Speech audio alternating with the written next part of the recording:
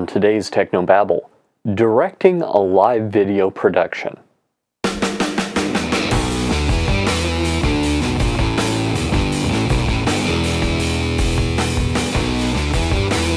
This is Tech No Babble, your weekly source for church video and graphics news, perspectives, tips, and tricks. And now here's your host, Paul Clifford. Hi, and welcome again to another episode of Technobabble. This is the show where every week I help you with church video and graphic design. My name is Paul Allen Clifford. Well, we've been in the middle of a series on live production, and I thought, just to help you out and to let you know some of the things that I think about while I'm directing, I would show you a clip of a song that, actually it's the whole song, that I directed this past Sunday at my church. So a couple of things that I want to go over before we hop into the clip. Thing one is that what I normally do when I'm calling shots is I allow my camera people a great deal of latitude. There's a couple of reasons for that. First off, what we really need to do as a church is we really need to get a shot list, some standard shots, so that in one or two words I can describe what I want as opposed to describing it in a lengthy dissertation, and that can be a problem. So that's thing number one. Sometimes too, my brain just does not want to say what's in it, so I'm sure that that's something that would come if I was directing day in and day out as opposed to once or twice a month. So that's just a tip. If your church doesn't, you don't get to do video direction a lot, maybe an intermediate step is to start with giving a lot of latitude to your camera people and then picking the good shots that they naturally get, just having them constantly getting different shots. Let them know if there's a bad shot that you're never going to take, but just choose between good shots as opposed to sculpting it as much. I'm not saying that's the right way to do it. I'm just saying that if you don't direct as much, that might be a way to get past kind of the overwhelm of having so many things going on through your head. Secondly, normally the way that we do this, and you'll notice that I don't use a lot of cross dissolves. Normally what I do is I give the standby command, or ready, standby camera 1, cut 1, or take 1. I normally say cut, and the reason that I do that is I want the camera people to know exactly what transition I'm using. If I've cut, they're instantly free to get another shot. If I am cross-dissolving, they need to hesitate a little bit longer. So I will say cross-dissolve. I guess technically you could call it a fade. It's not technically a fade, it's a cross-dissolve, so that's a lot of syllables. Generally, I'm really lazy. I try not to use more syllables than I need to describe something. Now, I might go on and on and on, as you'd well know when watching my videos. But I wouldn't say cross-dissolve if I thought that fade was adequate. Fade to black, that means it's fading, it's going away. Cross-dissolving is going between two things. So you'll notice there are a couple of times in this video where I do cross-dissolves to more abstract shots, and those are not motion backgrounds. Those are, in fact, live, out-of-focus shots of some of the lights in the sanctuary. So we sometimes throw those in just for mood sake, but they are the exception, not the rule. Same thing with the cross-dissolve, the exception, not the rule. And different directors do it different ways. I try and get everyone to use as few cross-dissolves as possible, but I'm probably the only one. I think that a lot of times you can default to a cross dissolve, and you have a bit of a problem in doing that. But let's not talk anymore about transitions. Let's head over to the video and take a look at what I'm talking about. By the way, if you're watching or if you're listening to the audio, this is going to be less interesting. So you might want to head over to trinitydigitalmedia.com and take a look at the video of this so that you can see exactly what I'm talking about as we go through this. Okay, so here what we're watching is just the wide shot as we're beginning worship.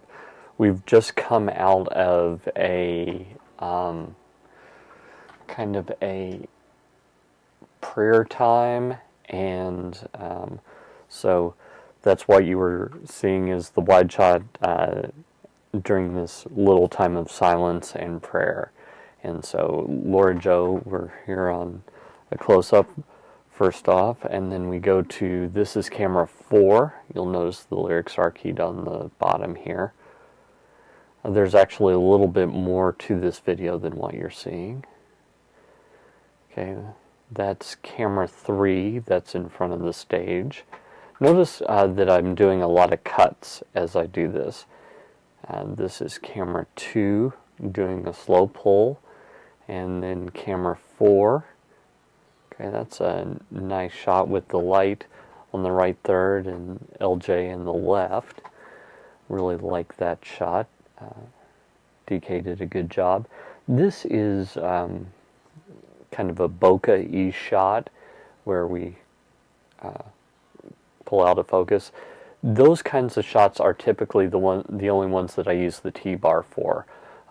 Kind of abstract shots, especially with slower songs. Occasionally I'll throw one in there. Okay, and then cutting to that shot here. I don't like as much that she was towards the right hand side of the shot. I really wish that I had instructed him to put her on the left a little bit. I think there's a little too much headroom in this shot, but I think that we're doing well. This shot, though, had a little too little, but the movement corrected that. You'll notice the large screen in the back. That is our center screen that does lyrics, and what you're seeing is actually the iMac screen as well. You'll notice that these shots usually are only up for a couple of seconds. As I'm directing, what I try and do is I try and switch at the end of lines.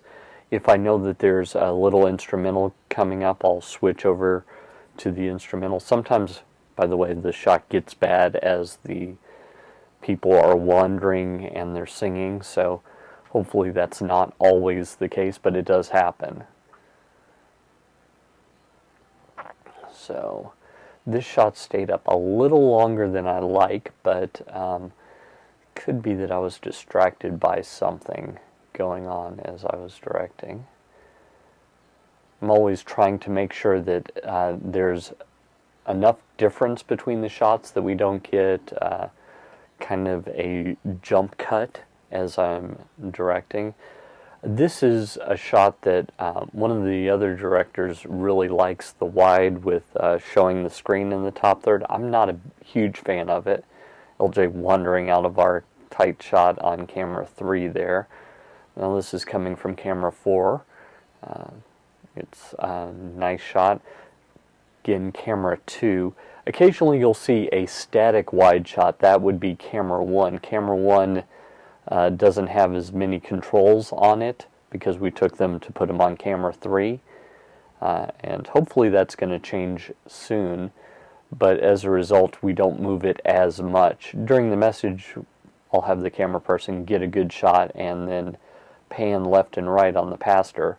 But that's less, doesn't require as much zooming in and out. So, really love the haze in this shot. You can see the beams of light coming up from those intelligent fixtures. By the way, the guy playing the bass behind LJ is her husband, James. So, just a little piece of trivia. Again, that bokeh abstract shot going into a shot of the other worship leader. I like the down the line shot that we had there. I really wish the mic stands weren't as obvious in the way. You'll see there was a little bit of a pause there. I should have instructed DK to start his move a little sooner. Again, the rest of the down the line shot from camera 3. And now we're going into 2. There are some shots that we could have added in to make this even better. One shot that I like to get when I'm on camera is what I call a reveal shot, and that's both a zoom out and a pan so that it starts to reveal more and more people in the shot. Also, there's an exclusion shot that's kind of the reverse of that I like to include from time to time. Sometimes a pan across the people that are on the front line. That's really great. I'd really like us to do more shots on stage, but we don't always do that. So those are some of the shots that we got, and some of the thinking that I had as I was directing this particular song. This is a song, I've chosen it quite purposely because it's one written by our church, so I shouldn't run into problems with copyright violations or anything like that. But that's just an example of kind of the thought process that a director goes through as they're directing the video for a weekend service. Well, so do you see what I'm talking about now? How that I'm thinking about different shots. I'm thinking about how there's enough of a difference between shots. I'm thinking about when I want to take a shot. I'm trying not to be distracted. You'll notice there was a time where I was on one shot much longer than I was on the others, and that was probably a distraction, probably someone talking to me, maybe a producer in the headset. I can't really remember what was going on. It seems like there was something, though, that interrupted me. But anyway, that is just what's going on in my head as I'm trying to call out commands so that the camera people know when they're up. Although they could look at their tally lights, it's better to have more information than not enough. So that's what's going on there, and I hope that you get a gist of the kinds of things I look for as I'm directing. If you like this content, head over to tnb160303 and browse some of the other stuff. Join the email newsletter. There's free gifts by the ton in the email newsletter. I just redesigned some of the welcome emails that include more free gifts, so you'll want to join that. If you're watching on YouTube, like, subscribe, thumbs up, and wherever you're watching this, if you could just give me a comment, let me know if you like the video, if you don't like the video, thumbs up, just give me some sort of reaction, and because I'm always trying to get better. Until next time, this is Paul Allen Clifford with tnb160303. Go out and change eternity.